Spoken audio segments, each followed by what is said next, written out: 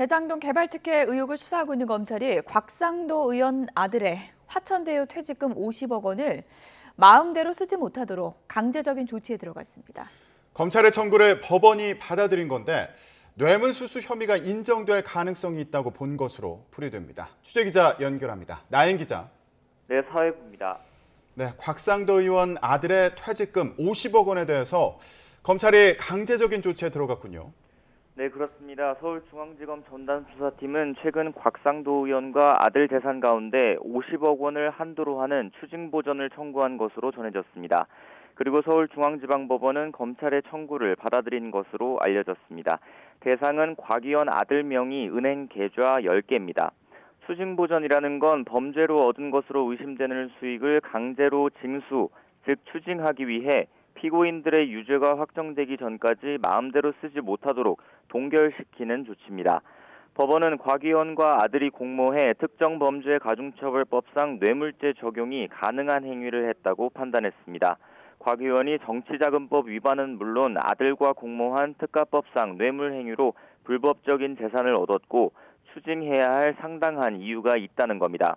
또 앞으로 추징 재판을 집행할 수 없게 될 염려가 있거나 집행이 현저히 곤란하게 될 염려가 있다고 인정된다는 이유로 기소 전에 추징 보전을 결정한 것으로 파악됐습니다.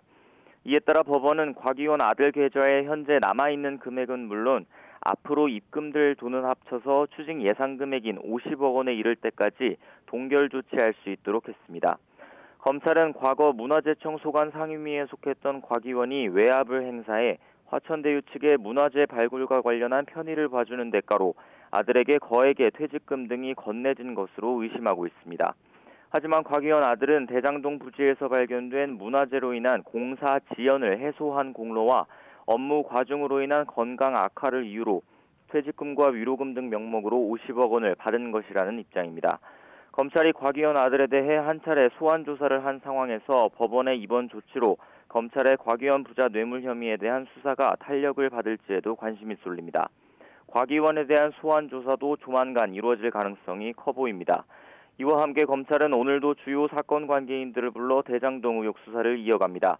특히 조만간 있을 화천대유 대주주 김만배 씨의 구속영장 재청구와 유동규 전 성남도시개발공사 기획본부장의 배임 혐의 입증을 위한 수사에 주력하고 있습니다. 지금까지 사회부에서 전해드렸습니다.